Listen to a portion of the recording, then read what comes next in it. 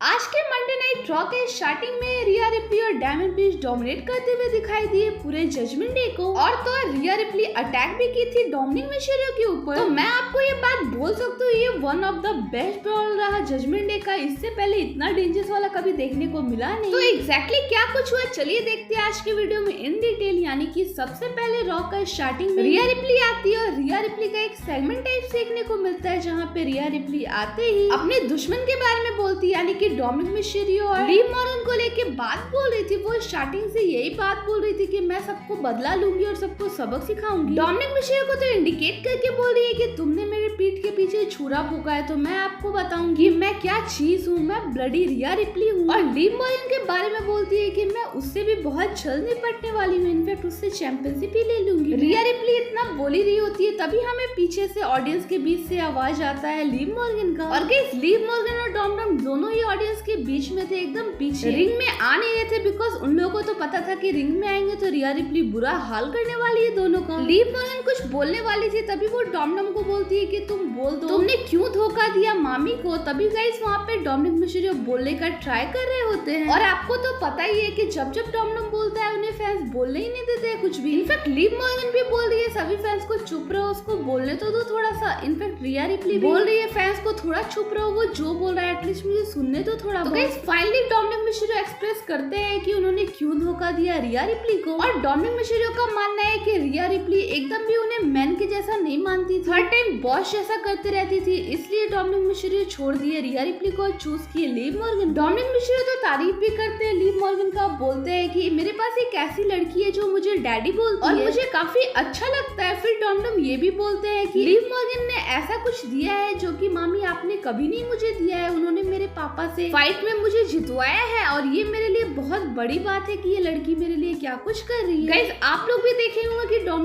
अपने बाप से चीटिंग से जीता था, उसके बाद भी इतना उड़ रहा है, सब कुछ ठीक ही चल रहा था। डोम और लिव मॉर्गन बातें ही कर रहे थे, उसके बाद ही देखने को मिला कि पीछे से वहाँ डायमंड प्रिंस आते हैं और उनके पीछे खड़े हो जाते हैं। दोनों का तो बोलती ही बंद हो गया। फैंस जब रिएक्शन दे रहे थे उसके बाद लिव मॉर्गन और डोम देखते हैं कि ये तो डायमंड प्रिंस है, वो दौड़ के भागने लगते वहाँ से। और गाइस उसके बाद इन दोनों के बीच एकदम डेंजरस वाला ब्रॉल देखने को मिला। उधर डायमंड प्रिंस डोमिनिक मिशेरियो पे अटैक किए जा रहे हैं और इधर रिया रिप्ली भी आ गई थी अटैक करने के लिए लिव मॉर्गन के ऊपर। फिर क्या डायमंड प्रिंस तो डोमिनिक को पकड़ के रखे थे, उन्हें करते करते रिंग में ले गए और रिंग में बहुत जबरदस्त पिटाई हुई डोमिनिक मिशेरियो की। और गाइस डोमिनिक बेचारा मारी खा रहा होता है, तभी वहाँ पे कार्लिटो आ जाते हैं और उन्हें बचाने लगते हैं। अगर सही टाइम में वहाँ पे कार्लिटो नहीं आते तो आज डोम का एकदम बुरा वाला हाल कर देते diamond Prince. Guys diamond Prince का गुस्सा देखने लायक था, वो कंट्रोल ही में नहीं थे खुद के। वैसे भी डायमंड प्रिंस इतने लंबे चौड़े सुपरस्टार है, डोम तो ऐसे ही उन्हें देख के डर जाता होगा। बट गाइस आज के रॉ से पता चल चुका है कि हमें फाइनली कि डोम ने क्यों धोखा दिया था अपने ही मामी को। ये बात तो है, ये भी मैं देखी हूँ कि रिया रिप्ली कुछ ज्यादा ही बॉसी टाइप बनती है, इसलिए उनके साथ कोई टिकता नहीं है। गाइस मैं उस मोमेंट को भूल ही नहीं पा रही हूँ जिस टाइम बहुत ज्यादा पॉप हो रहा था। डायमंड प्रिंस डोम और लिव मॉर्गन के पीछे आ जाते हैं, सभी कोई तो बोल रहे एकदम अंडरटेकर जैसे आते नहीं थे, वैसे ही डायमंड प्रिंस आए थे। तो गाइस आप बोल सकते हो करंट टाइम में सबसे बड़ा हिल टर्न कर चुके हैं डोमिनिक मिशेरियो। फिलहाल तो डायमंड प्रिंस और अंडरटेकर वाला मीम्स काफी ज्यादा वायरल हो रहा है सोशल मीडिया में कि दोनों एक जैसे गेस्चर के लग रहे हैं अभी फिलहाल WWE में। लिव मॉर्गन हमेशा से ही प्रोटेक्टिव रहती है, जब भी फैंस बू कर रहे थे तो आप देख सकते हैं लिव मॉर्गन का गेस्चर किस तरह से वो डोम का कान बंद कर रही है। उसके बाद मैच होने वाला था डायमंड प्रिंस वर्सेस कार्लिटो का, फाइनली ये मैच देखने को भी मिला। स्टार्टिंग से ही डायमंड प्रिंस एकदम बुरा हाल कर दिए थे कार्लिटो का, कार्लिटो तो कुछ कर ही नहीं पाए थे, इनफैक्ट वो अपना मूव्स भी नहीं लगा पाए। इनके मैच में एक मूवमेंट देखने को मिलता है जहाँ पे पूरा जजमेंट डे आ जाता है और अटैक करने लगता है डायमंड प्रिंस के ऊपर। तो गाइस एक बार फिर से रिया रिप्ली का थीम सॉन्ग बजता है और वो आ जाती है डायमंड प्रिंस को बचाने के लिए। गाइस रिया रिप्ली और डायमंड प्रिंस तो एक एक करके सभी जजमेंट डे के मेंबर को धोकर रख दिए थे। मजा तो तब आया जब रिया रिप्ली अटैक करने लगी थी डोमिनिक मिशेरियो के ऊपर। गाइस एकदम बुरा हाल हो गया था डोमिनिक का, ना वो भाग पा रहे ना कुछ कर पा रहे। फाइनली हर बार की तरह उन्हें लिव मॉर्गन बचा लेती है, वरना आज कार्लिटो और डोम को एकदम छोड़ते ही नहीं डायमंड प्रिंस। दोनों मिलकर अटैक पे अटैक किए थे, रिया रिप्ली भी उनके साथ थी और डायमंड प्रिंस का गुस्सा तो आप लोग जानते ही वो कितने ज्यादा गुस्सा हो गए जब से जजमेंट डे टूटा है। जजमेंट डे का नेता यानी कि फिन बेलर भी वहाँ पे आए थे, तो फिन बेलर का भी हालत खराब करने वाले थे, बट उसी टाइम वहाँ पे जेडी मैकडोना आ जाते और बचा लेते और रिया रिप्ली का गुस्सा देखने लायक। तो फाइनली सारे जजमेंट डे एक मेंबर वहाँ से भाग जाते हैं। आप देख सकते हो उनका फेस किस तरह का है। तो गाइस आज के लिए इतना ही। अगर आपको मेरे कंटेंट लाइक थोड़ा सा ही पसंद आता हो तो चैनल को लाइक सब्सक्राइब शो करना। Till then bye bye.